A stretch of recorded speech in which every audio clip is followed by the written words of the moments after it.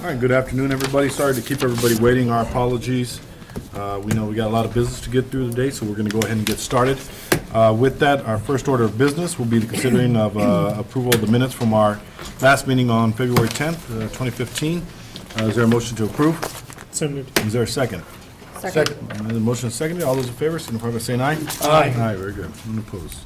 The next order of business will be actually resolution number 30366. We're going to skip off 30365 for right now, come back to that. So this is regarding the issue of Guilford Boulevard abutting on special assessments. So Yes, Commissioners, this is an item that we do every spring in conjunction with the city budget. As I think everybody's aware, we're actually setting these rates at a rate to be collected beyond zero because of the park sales tax. But to be consistent with the city charter and the budget process, we're asked to do this on an annual basis and pass this resolution. We recommend approval. If you have any questions, Sherry can answer those.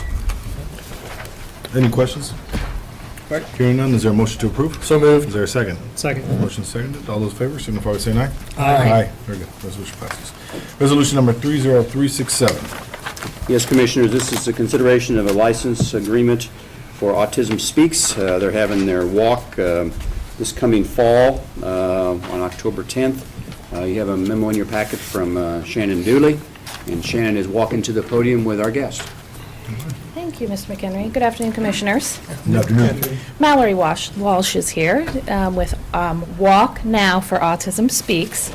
They were in another entity, Arrowhead, last year, and what they've came to find out was most of their people liked having their walk in a park. So they're going to try Swope Park out, and hopefully this will become an annual event. Mallory's put together some facts and figures for you, but with that, I'll turn it over to Mallory. Thank you so much for having me. I appreciate it. Just to share a bit of information, I'm not quite sure how familiar all of you are with Autism Speaks. We're the world's largest funder of autism research. We have 4 pillars, including research, but also advocacy, family services, and then awareness. So I've listed our mission there, but also included 3 major bullet points that have happened in the last year. Around research, we've recently partnered up with Google and have created a project called Missing, where we're actually putting together over 10,000 family genomes in the cloud so that research can happen globally, which is huge for the world of autism and these families who, as you may know, don't have an answer to the cure or a cause. The second note is that we passed the ABLE Act, which will allow families to have tax-free savings account for their children. And then lastly here you can see Autism Speaks has given back to the Missouri community. So we have gifted 77 local families with iPads for communication reasons. We've also given over $1 million to research entities and service providers that are on the ground here working with individuals who are affected by autism. And almost 19,000 to financially disadvantaged families. So you can see point 2 that we have had a little bit of downturn, and as Shannon mentioned, I think that we can attest 2014 to really being at Arrowhead Park. Our families really did talk about wanting to be, our families did talk about wanting to be at an actual park. So I'm hoping that you approve us for Swope Park and would like to have us on October 10th. Great. Thank you. I had a question about Missing. Yes. What's the timing on that? Oh, okay. I unfortunately am not a research person within our organization. What I do is the fundraising for that project. Okay. But it came out at the end of 2014. So I would imagine in the next couple of years, the project will be coming to fruition so that researchers globally can access that information. Awesome. Thank you. If you'd like, though, I do have my business card, and I'd love to follow up with Okay. some information. I wish I knew all about the research, but unfortunately do not. Thank you. We're not all scientists. I was curious, what are the iPads used for? Yes, they are used as communication devices. So we get hundreds of thousands of applicants requesting iPad grants, and essentially our grant team goes through those and determines which family and child would be able to utilize it best. So they are given the iPad so that the children who are nonverbal can use it as a communication device. Fantastic. That's great. Yeah. Any other questions or comments? Hearing none, is there a motion to approve? So moved. Is there a Second. Motion seconded. All those in favor, signify by saying aye. Aye. Very good. Resolution passes. Thank you. Thank you. Thank Good luck you. on your Thank you event. very much. Thank you. And again, and if any of you are ever, affected by autism, please reach out. I'd be happy to help. Great, thank you very much. Thank you. On to resolution number 30368. Yes, Commissioners, this consideration of a cooperative agreement with Urban Trails.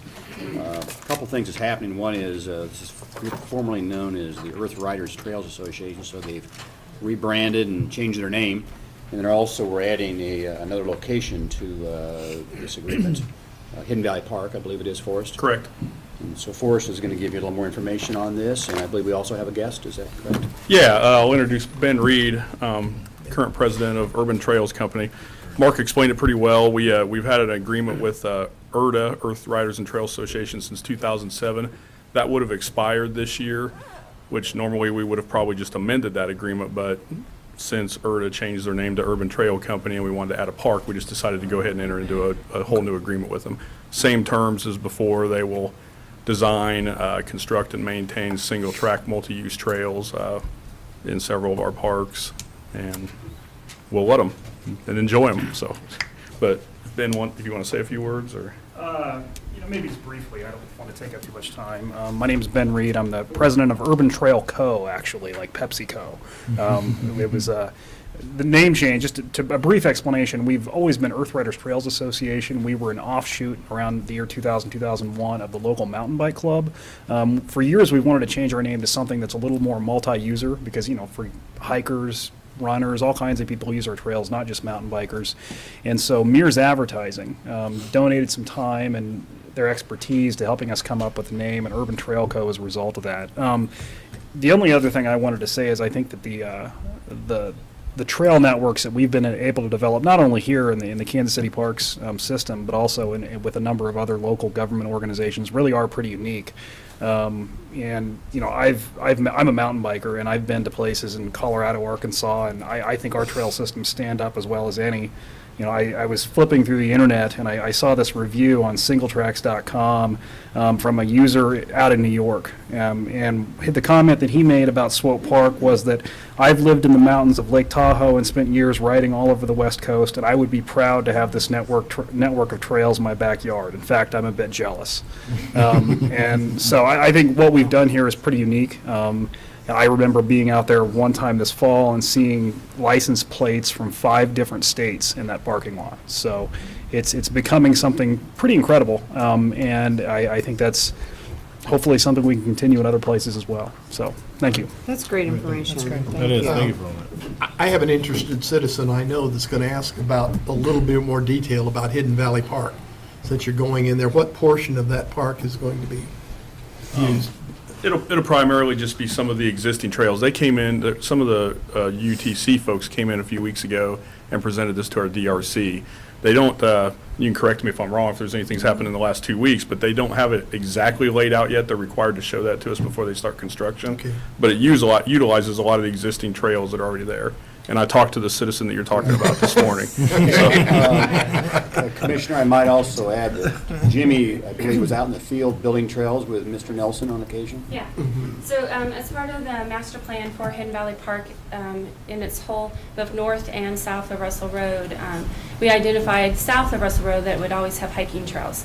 And so this is just taking it to the next level, and it's trails, like you said, that you'll use for mountain biking, hikers, runners, nature of interest. And again, Keith has helped us in the clearing, and he's aware of it. So. Good. Fantastic. Thank you. Thank you very much. Thank you very much. Yeah, we really appreciate the partnership, and we look forward to many more successful years to come, and great work on your guys' part, so thank you. Thank you very much. With that, is there a motion to approve the resolution? So moved. Is there a second? Second. Motion seconded. All those in favor, signify by saying aye. Aye. Very good. Resolution passes. Thank you very much. Thanks. Next is a presentation on the Boulevard and Parkway standards. Travis, you're up.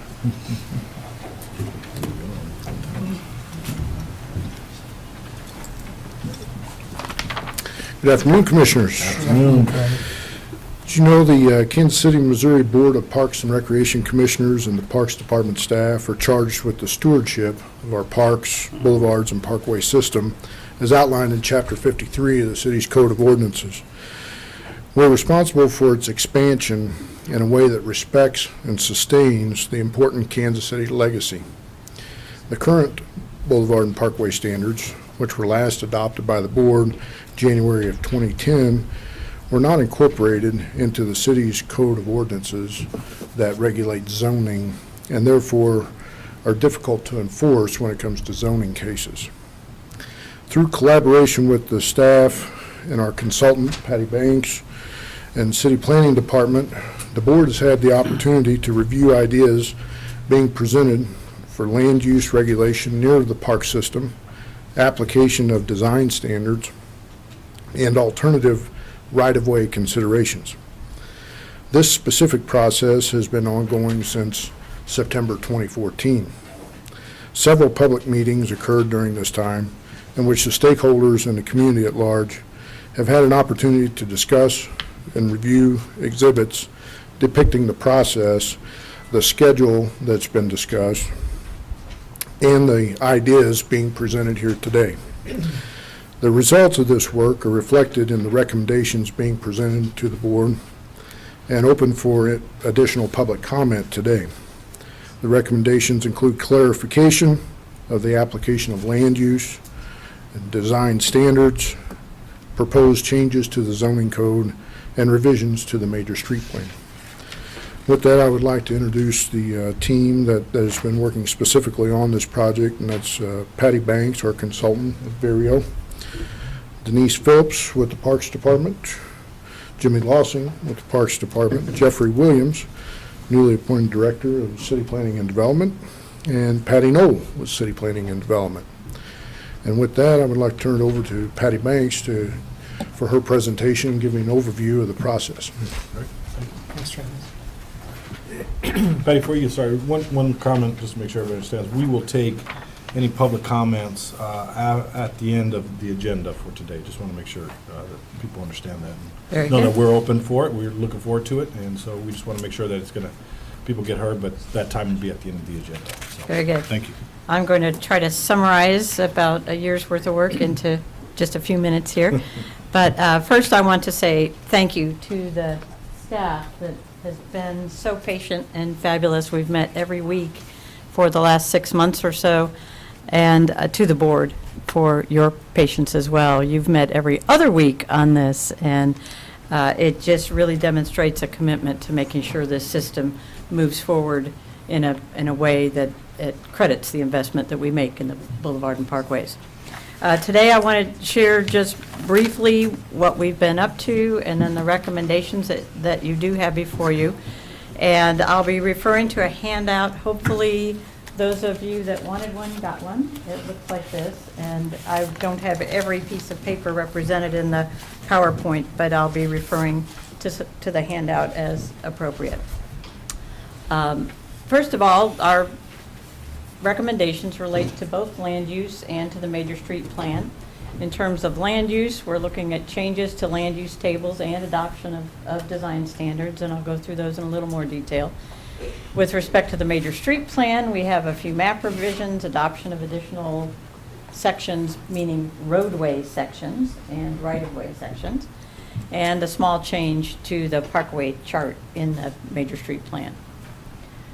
In terms of the process to date, we've had, began with a citywide staff workshop and how everyone had input into the Boulevard and Parkway system, how they related to it, anything from permits to construction. We had follow-up working sessions, as I mentioned, with the staff over the last many months. And we had 2 sets of stakeholder meetings early and then just last week as we have been finalizing the recommendations. And then we had a public meeting in each of 3 parts of town, north, central, and south. And then, as I mentioned, the Parks Board has been doing pre-board review twice a month for the last 6 months as well. So everybody dedicating a lot of time to this effort, putting our best foot forward, listening, trying to take into account everything we've heard from all of these various constituencies. In terms of the recommendations themselves, first of all, land use recommendations. Applications mean how do they apply to the land? And in terms of land use, they apply to the area within 150 feet, that's what this blue line is, within the, from the boundary of any given park. The land use also relates to Parkway and Boulevard, so this is a park along a Parkway. Sure. So we're 150 feet from the right-of-way of that parkway as well. So this is where the land use regulations apply. In your packet is a very complicated chart, and that's because land use zoning is complicated. Looks like this. This reflects every change that we're making to Chapter 88 of the Zoning and Development Code. In some cases, it prohibits uses outright. There were a number of uses we were interested in. And Patty might be able to give you some examples of those that we're prohibiting. In other cases, it has some limitations, adult media, I'm trying to remember, but several were defined by a distance, limited within a certain distance as well. So in terms of, if you want to know the details, you can look at every word on this chart, but it describes everything that we're proposing to do relative to Chapter 88. Next are the design standards. There were a number of uses that we wanted to permit, but we wanted them to be accomplished or designed in a certain way. And in this particular case, the design standards relate to just the Parkway and Boulevard system, and it's land within 150 feet, I'm sorry, 150 feet of a boulevard or a parkway. So all of this land back here is not impacted by the design standards. It is that first tier of development directly adjacent to the right-of-way. Again, the design standards are in your packet in detail. I cannot stand still. Sorry. Are in your packet. They look like this. And you'll see they cover everything from building orientation and setbacks to architectural standards, landscaping, parking, a number of things. Our focus on the design standards was to have the automobile be less predominant, especially along the Boulevard and Parkway system, than it is in some cases today. So you'll see a lot that relates to parking and building orientation. In terms of the major street plan, we first had some changes to the major street plan map, which was in draft form as it sits today. But the map to the left reflects the changes. You do have one in your packet. Again, it's 11 by 17. It is of the whole city, so it is a little small. But it basically identifies some of the, excuse me, let me start over. In the draft map included in the major street plan, there were some segments of the system that were identified as boulevards that we are now changing back to parkway. They have always been parkways. They were simply misrepresented in the plan. So those, and they occurred north of the river. One, for example, was Line Creek. The other, Jimmy? Searcy Creek. Searcy Creek. In a couple of cases, the original parkway segments have been changed to standard roadways or taken off the system. Two cases, Stadium Drive, Raytown Road, and 23rd Street north of Blue Valley Park. Those are the only two cases. So, in terms of sections, in the original major street plan, we had these two sections were the only two that were represented in the major street plan. As we went through our process, it was clear from both stakeholders and the public that there needed to be more flexibility in what was being constructed. And historically, especially the parkway system, and I should say these relate only to parkways, All of these sections are for parkways. And the parkway system was intended to be quite variable in terms of how it was constructed and the amount of room dedicated to the median and the amount of room dedicated to the shoulders and right-of-way and all of those kinds of things, so that the road itself could vary with the topography and fit in, and the idea was to have a road within a park.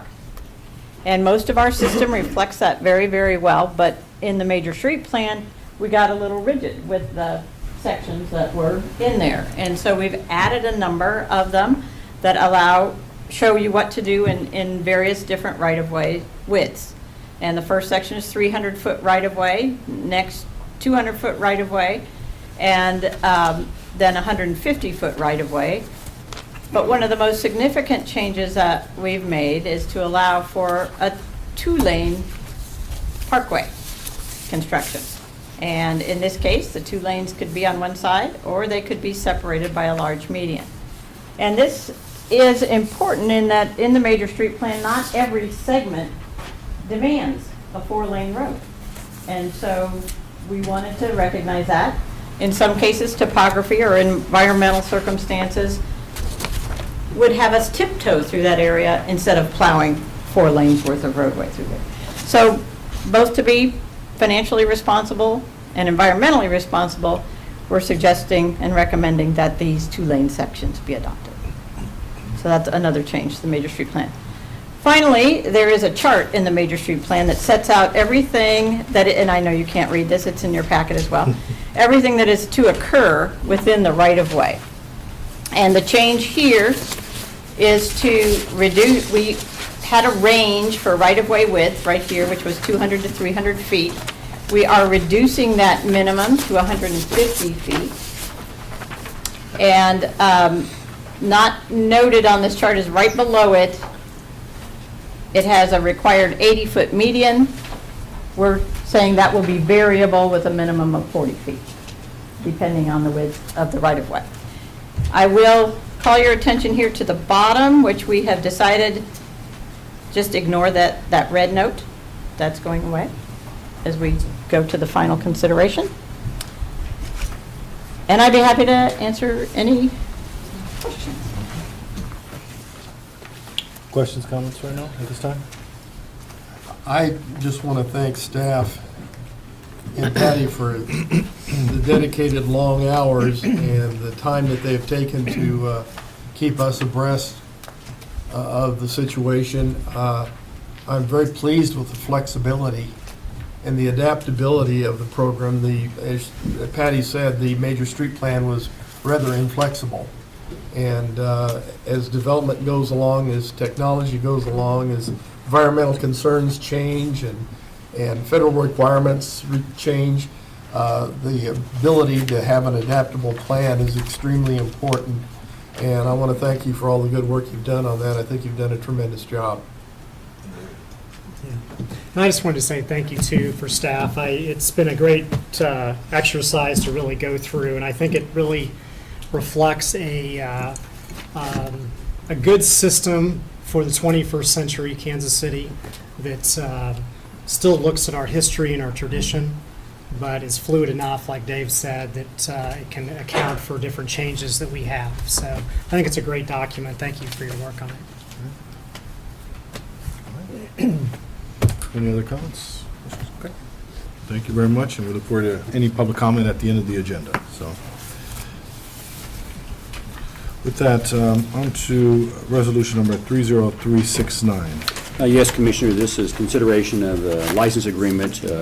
Casey Mary's, doing business Hamburger Mary's. I think they used to be over on Southwest Boulevard. They've moved down on Broadway by the Uptown Theater, and this would be one of our, I call standard agreements for sidewalk cafes. We recommend approval. If you have any questions, Denise, and we have a guest. I'm Jeff Edmondson Yeah, with Hamburger Jeff, good to see Mary's. you. Yeah. Thank you for your time and everything. I didn't know until yesterday Denise just said, hey, you need to be here, so I'm here. Good, so you got it. Welcome, yeah. Yes, we did relocate in December. We are now part of the Uptown Theater, which we're really thrilled about that. We love the area. We love being a part of bringing that whole area back, and that's exciting for us.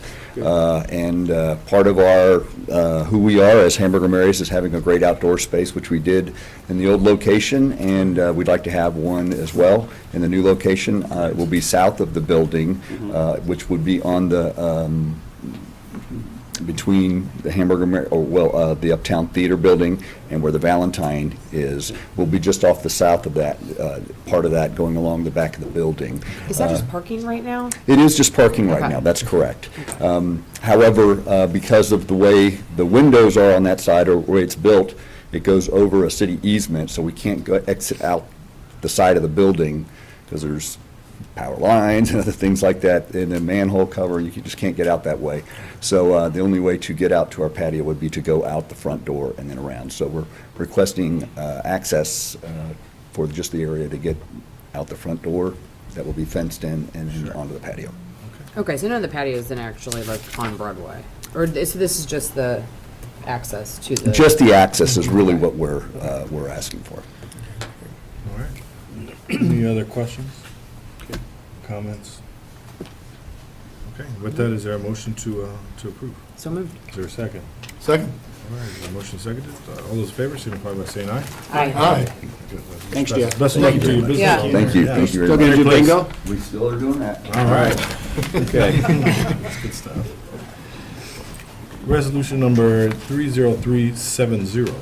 Yes, Commissioners, this is a amendment to a contract with Milgo Enterprises for grounds maintenance over at Luce Park, paid for with private funding. If you have any questions, Forrest is here to answer them. All right, it's pretty straightforward. Any questions, Forrest, on this? All right, hearing none, is there a motion? So moved. All right, is there a second? Second. So motion seconded. All those in favor signify by saying aye. Aye. Very good, resolution passes. Resolution number 30371. Yes, Commissioners, similar to the last one, Yep. amendment in this case with Lotus Lawn Care for grounds maintenance. This is on Ward Parkway. Again, paid for with private funds, recommend approval, and Forrest is here if you have any questions. All right.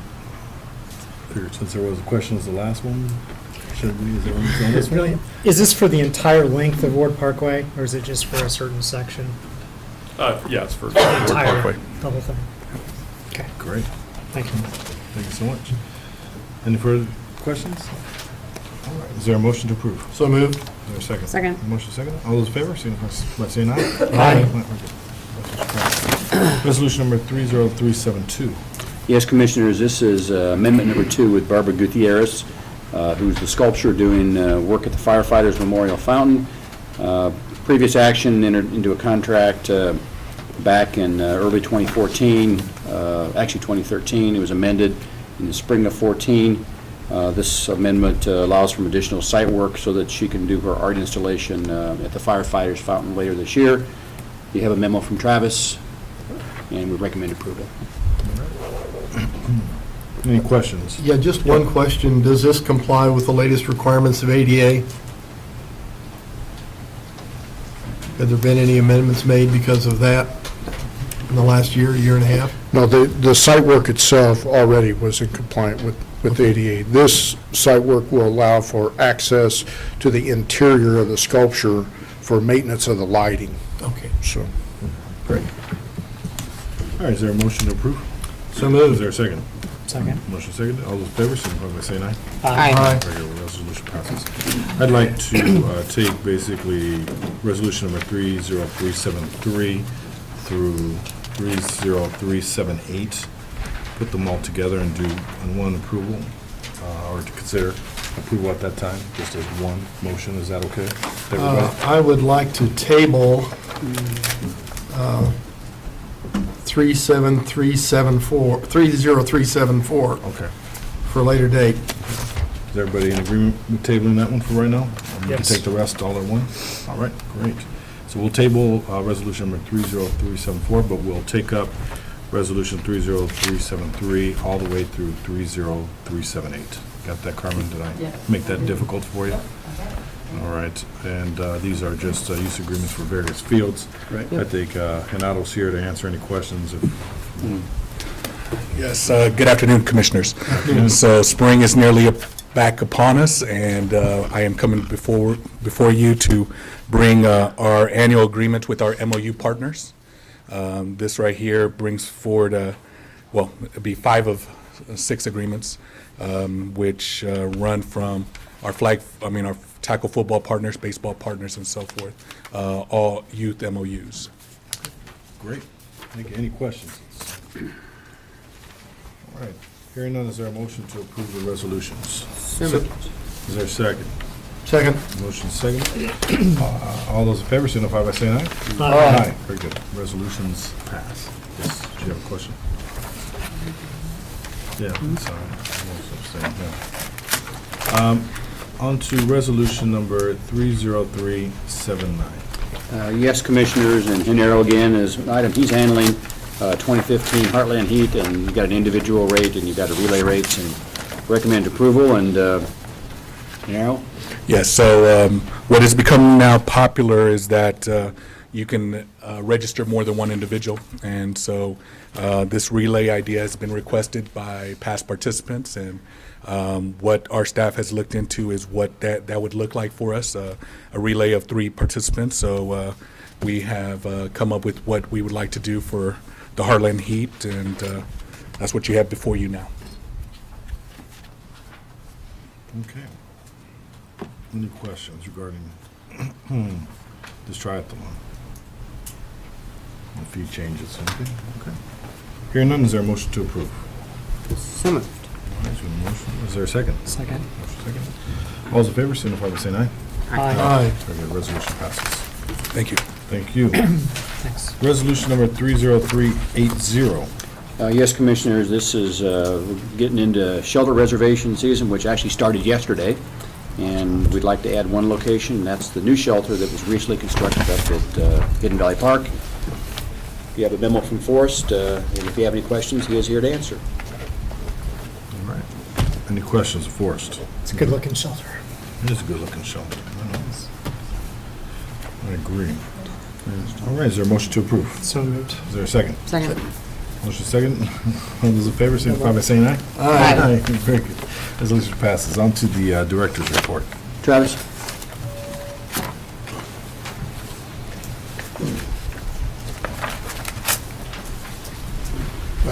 Real briefly, in the essence of time here, I just want to point out the fact that on Friday, we're a finalist for a capstone award for our project down here at Soccer Village, and so some of you have the opportunity to attend with that. That's put on by Kansas City Business Journal, so we'll find out on Friday if we're successful or not. So. Thanks. Heidi?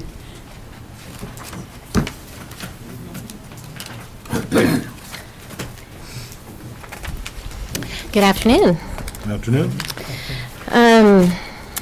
Couple of things. We're finalizing our spring and summer activities guide, as we've been doing for the last few weeks. It will be ready, or months. It will be ready to go out in the next couple of weeks. In front of you there, I put one copy of the 2014 year in review for you guys to just kind of take a look at, make any comments or suggestions that you might have, because after today, that's going to the printer. So we'll have our year in review for 2014 and all the highlights of what we accomplished last year out for everyone to see. We'll have them printed, and then, of course, it'll be on the website as well. But what I want to mostly talk to you today is about the Parks User Survey that was up the whole month from mid-January to mid-February. And in front of you, I've placed a packet of information. See it? It's kind of big. Yes. And I'm just going to hit the highlights on the survey, and you can peruse the rest of it at your leisure.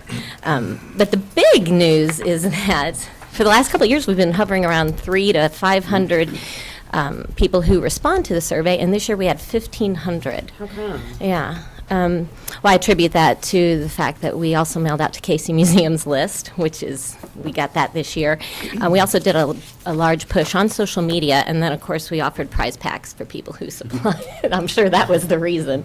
We had 3 people who completed the survey, chosen randomly to win Casey Parks prize packages. So that was just a huge response.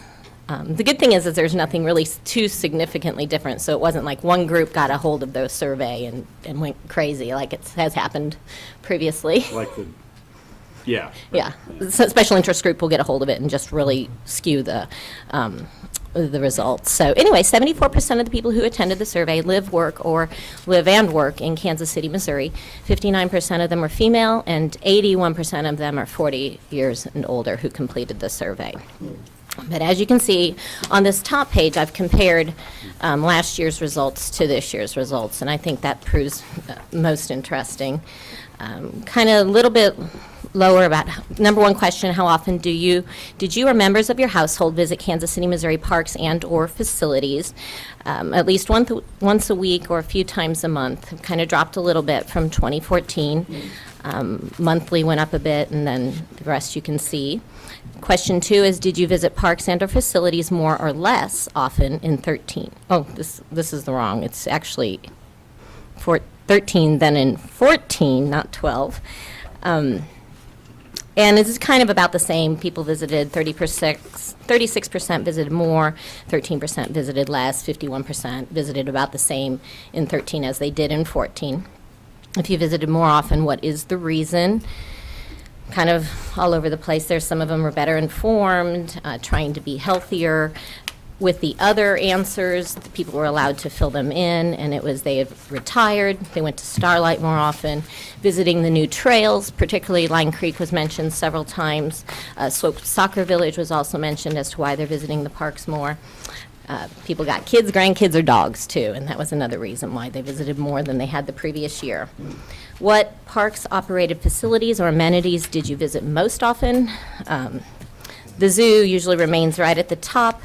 We have exercise trails, which jumped up a little bit. The community centers went down kind of significantly, but I think that's because we have such a much larger group of people answering. Starlight Theater was up, and then you can just see fountains and monuments went up significantly as well, and then it just kind of goes down all over the place, naming most of our amenities specifically that people can visit. Question 5 is, on average, when you visit a park or facility, how long do you stay? Less than 30 minutes is very small percentage at 2%. Most people stay between 30 minutes and 2 hours, majority of 1 to 2 hours at 45%. Now we get into the satisfaction questions, and these are actually based off of the city's overall survey, customer service and satisfaction survey that they do as well. So it's interesting for us to see if we get the same percentages of people who actually have an interest in Kansas City Parks and or participate in our programs versus just the random citywide surveys that go out. So number 6 is, how satisfied are you with the overall quality of parks and recreation programs? We've stayed the same, right at about 80%, 83% this year. It was 81 last year. Interestingly enough, the citywide survey said only 61% were satisfied or very satisfied with the program. So that's good. That shows the people who actually have an interest and participate are much more satisfied. How satisfied are you with the maintenance of city parks? Just all the way across the board from last year, the city, and this year, right around 74%. How satisfied are you with the maintenance of boulevards and parkways? Same thing, all about 60-ish%. Did go up a little bit from last year, from 62 to 68%. Very satisfied or satisfied with our survey. How satisfied are you with the quality of outdoor athletic fields? We did not ask that last year specifically. So interesting, the citywide survey, 63% said they were satisfied. Our survey said 34% were satisfied with their athletic fields. Now, you'll start to notice here that you'll get a large percentage of people who have non-applicable, so they have no idea. So in this question, for instance, 46% just didn't have any association with their athletic fields. 10 was, how satisfied are you with the quality of picnic shelters in the parks? Last year, we asked just a generic, how are you satisfied with the quality of facilities? And that's how the city asked it as well. This year, we broke it out to do picnic shelters and playgrounds separately. So you'll see last year it was 50% were satisfied. Within the city's basic facility questionnaire, it was 66. We had 41% that are very satisfied or satisfied with the quality of our picnic shelters. Same thing with the playgrounds. It was 50% last year. The city survey was 66% with facilities, and we have 45% who are satisfied or very satisfied with the quality of our playgrounds in our park. Walking and biking trails have remained about the same, right around the mid 50% are satisfied and very satisfied. And then we have customer service from parks employees. Last year, our survey was 61%, the city survey is 49%, and then this year we're at 48%. So that's dropped a little bit from last year's survey. How satisfied are you with the reasonableness of fees charged for recreation programs? It's remained the same at 54%. They're satisfied or very satisfied. Swimming pool programs, we're right at 24% last year. We were at 17% this year, very satisfied or satisfied. Overall with the city was 41%. But again, if you look here, we have 61% of the people completing the survey who just don't deal with our pools, apparently. How satisfied are you with the city's youth programs? Last year we had 18% satisfied or very satisfied. This year it was 12%. The city survey asked about specifically about city's youth athletic programs, and 40% were satisfied with those. We broadened it just to mean programming in general for youth. And also note 65% non-applicable. What additional activities would you like to see offered for youth? I have the 10 pages of comments for you that are attached that you can read at your leisure, just telling us what they think we need to offer for youth. The overriding theme is just more of everything. And then we ask about social media. More and more people are following us on Facebook, Twitter, Instagram, and YouTube. How do you prefer to receive parks-related information? Percentage, large percentages, website, email, and social networking. Of course, many people want us to do all of that, print, direct mail, everything, which would be great. One thing I'd like to kind of mention too, I mean, if you look at this, I mean, if you look at 2014 and the numbers, was there an option for them to be like, because there's not, in essence, in here, there's a column, or there's a cell that shows that there's no percentage within non-applicable, right? And so when you add a non-applicable, it kind of skews the numbers Yeah. just from a mathematical standpoint. We're kind of statistically sort of also, if somebody's not, so even though somebody, it looks like we dropped, we actually didn't drop on certain things. Or if we increase, it would have increased more because of adding in that 20% or That we're in it. 20%, 21% of non-applicable makes it, for those that are answering, they're actually more satisfied than what we thought. So I mean, I think that's, so we just got to watch how we sort of represent these numbers in a manner, so that way we're, because it does, it just kind of skews. Yeah, absolutely. Well, since there's so many more people, I think, filling it out this year. Exactly. That's So I'm the just saying, difference. So as we pull those numbers out of those people who didn't answer, then you take that number of those that didn't answer, or those that did, and then you sort of show that percentage. My guess is it'll probably be a trend upward overall, is what it will most likely be. So it's just something, you know, as we kind of crunch these numbers again, it'd be helpful to do that, so. Great. I'll go with that. Yep. And then on question, then it just has some kind of basic gender, live and work, which I went over with at the beginning. And then question 23 was just an open-ended question. Do you have any comments, questions, or concerns regarding KCMO Parks and Recreation? And then there's 19 pages of that, and it's all over the board as well. And, you know, the good thing is we also did get some positive comments in there as well. So that's always refreshing when it's not just an open forum for people to complain. Understood. So. Great. You guys take that back, and if you have questions, and, you know, like you said, Commissioner Tron, keep in mind the fact that it's such a larger scale this year that the numbers will tend to be a little bit different in some Great. areas. Any other questions, thoughts? Good. Thank you Thanks, very Heidi. much. Nice to Okay, meet you. great. Thanks, Heidi. All right. On to public hearing and testimony. Our first sign up is Jane, I want to say Aylward, is that right? Did I get it right? All right, great. Hello, welcome, Jane. I just, you know, your open comments, we usually try to have people limit those to around 3 minutes. Sure. We don't keep a time clock, but we just ask that you. I can we do gotta that. keep people. All right, very good. Thank you so much. I'm here for homeowners who live along Ward Parkway in Warnell. I am on the Homes Association Board for Armor Fields Homes Association, 65th to Gregory, Ward Parkway to Warnell. I'd like to talk to you about street closures Yes. for sponsored races, runs, walks, the bike trail that goes down Valley Road, which is in our Homes Association, we just found, we just learned that there is an event taking place that will block Ward Parkway from Meyer to Gregory on May 16th. It's on the Parks and Rec calendar. That's yet another time we won't be able to use Ward Parkway. Just to get around town on a Saturday and Sunday in our neighborhood in the fall and spring can be a real pain. So far, there are 5 events that have Ward Parkway blocked for part of the weekend. And what happens is, people race through our we've talked with you about this before. People race through our neighborhoods because they can't get down one street or another or both, or they get past the barricades and get into our neighborhood during the marathon and can't figure out how to get back.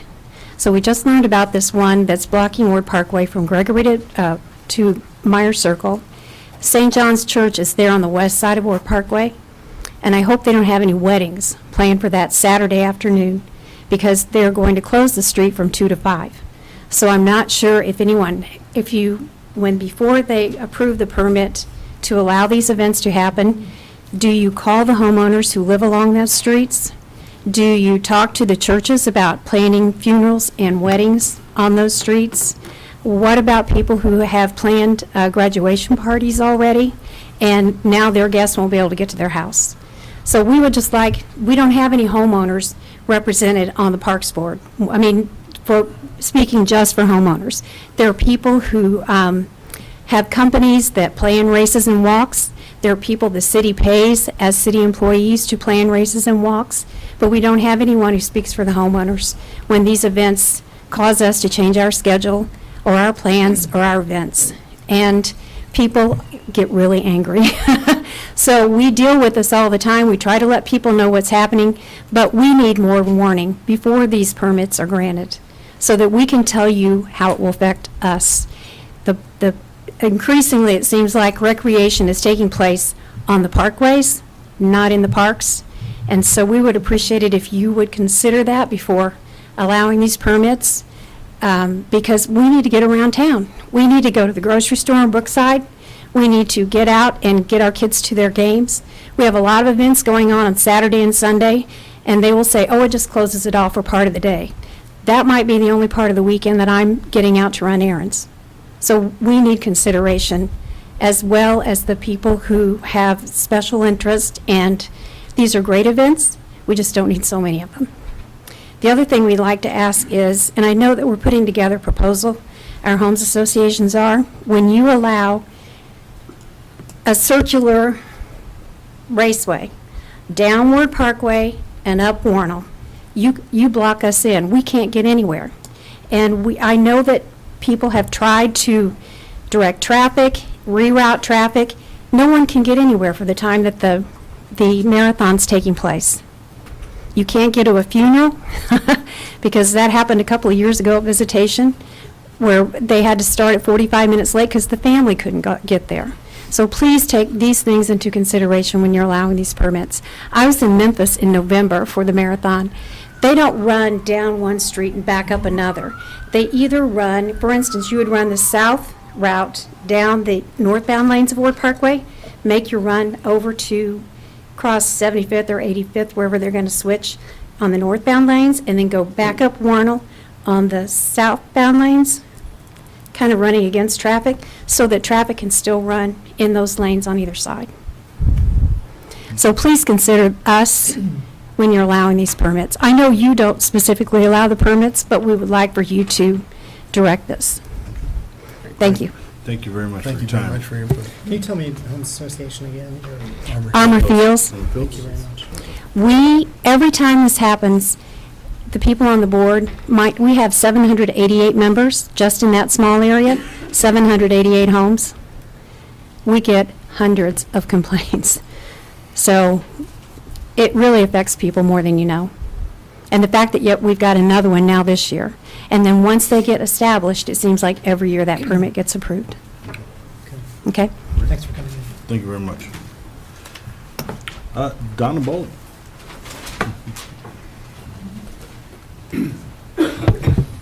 Good afternoon. Afternoon, how are you?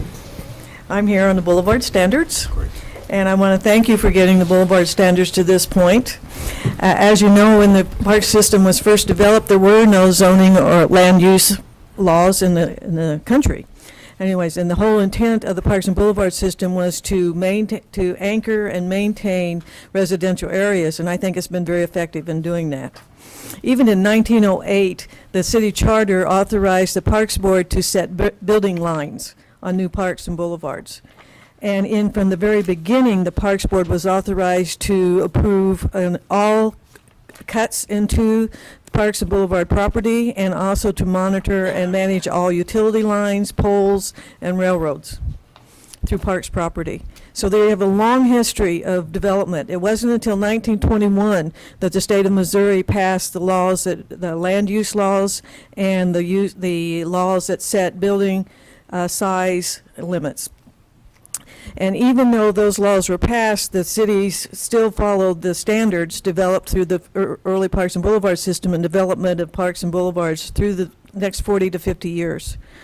So again, I want to support you. I think the boulevard standards are long overdue, and I think this may be one of the most important things you do as a Parks Commissioners, is getting this through the City Council and into law, because this sets what the city looks like for the next 10, 15, 25, 50 years. It's extremely important that we have this in place to not only protect what we already have, but also to guide development in the future to meet the same standards, so that in 50 years from now, we'll be able to expand the historic part of the boulevards and system beyond what we have today. Thank you. Thank you. Next person is Rihanna Deselich, is that right? Hi, my name is Rihanna Deselich. I represent neighborhoods. I am the Southeast representative for Kansas City Neighborhood Advisory Council. I'm also the vice president of KCNAC. I have my folder here on this particular subject. I looked just through that, and I've been working with Patty Knoll, Patty Banks, and Denise Phillips for 2 years. I can't believe it. It's been 2 years we've been working on this. So we were asked to represent the neighborhoods, the neighborhood component in this Boulevard Standards. I'm very proud to be a part of this group and to work on these standards. Neighborhood position basically is that we want to have additional hearings. I have inside of this, I have a letter from development attorneys, and what their positions were. The neighborhoods want the additional hearings component to this. We want to make sure our voices are heard on this. We want the standards to be flexible. We want our city to be livable, and we want also these standards and any regulations to be adaptable. The building standards in the 1980s, if you really quickly just want to, you can take my word for it, but the document that was passed out earlier, if you turn to page 3, you can see the difference between the 1980s standards and the 21st century standards. Is we don't really want to drive down the street and see cars parked in front of the buildings anymore, or that sort of clutter. You can see that on page 3, that we're an architectural standard, and I'm not an architect, but I'm a neighborhood person, and architectural standards are changing these days to where it's more pedestrian friendly. It's not so car-centric any longer. So parking in front of buildings, I believe, and other neighborhood leaders believe, is ugly. The 21st century is calling for more pedestrian friendly, like I just said. We want to continue working with the Parks and Rec Department and the board to keep the dialogue open between neighborhoods, development lawyers, and developers. There's always two sides to every story. In the 2 years that I've been working with Denise Phillips and this group, Patty Knoll, Patty Banks, is that I've seen a tremendous amount of compromise on both sides. That's what we're looking for. Neighborhoods are always looking to have our voice heard. And I feel like this particular exercise in the compromise has been really, really powerful from the neighborhood perspective. I'm not sure what else I can offer. I live in an area of Kansas City, is the southeast regional area. We don't have a lot of parks. Our nearest park is the Little Blue Valley Park. We all live on large lots. So our yards are our parks. But I'm very interested in parks and the boulevards, of course, and that's one of the most important parts of Kansas City as far as I consider is our boulevards, our parkways, our beautiful fountains, and I would just want to continue to keep the dialogue open, and I've been very proud to be a part of this. Thank you. Thank you very much. Last is Tiffany Moore. Good afternoon, Commissioners. As many of you already know, I'm president of the Armor Hills Homes Association. We enjoy a very long-standing quality relationship with parks. We love Arbor Villa Park and our pool. I hadn't planned on talking about anything in particular today, but I do want to support Jane's statements. Currently, we have a small informal group of Homes Association presidents beginning to just sort of collaborate a bit more than we have in the past in and around Brookside and Waldo. And so the topic of races, which is always at the surface, has become one of the items that we're going to be taking up as a collective group. And so from that standpoint, I'm speaking for Armor Hills, Armor Fields, Oakmeyer Gardens, Romanelli West, and Ward Parkway Homes. We've got some others that are joining in, but those are the 5 that have actually weighed in on this topic, and we've talked about it a bit. The case at hand is the Cycle in the City event. So this has been something that's brewed for quite a long time, and this may be the event that sort of topples the issue into something that we truly have to address. I think I may have actually a few more details than Jane did today. The event is, their intent is to close Ward Parkway, as she said, from Meyer to Gregory from 11 to approximately 7 o'clock, all 6 lanes, both sides. And they've already established detour routes. So I talked with Representative O'Neill Event, who is coordinating this. There hasn't been much outreach, real outreach to the neighborhoods. Obviously, Armor Fields is directly affected, as is Romanelli West. Interesting tidbits come to light when you sit a group of people down that are directly affected. Romanelli West, for example, is between State Line and Ward Parkway. They don't have any north-south roads. There are no north-south traffic lanes in Romanelli West. So in order to move in and out of that neighborhood, you have to go west to State Line or east to Ward Parkway. The detours that are designed for the Cycle in the City event all direct the traffic west to State Line Road.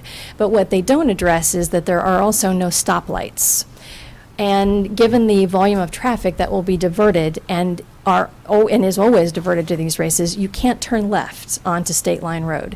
So an example traffic route, if you needed to go to, say, the Hy-Vee at 76th and State Line, it might take you 20 or 30 minutes because you'd have to leave Romanelli West and go north on State Line Road to perhaps Shawnee Mission Parkway and then west to something, or you might have to go east all the way to Holmes or to Warnell or to something, and then back around.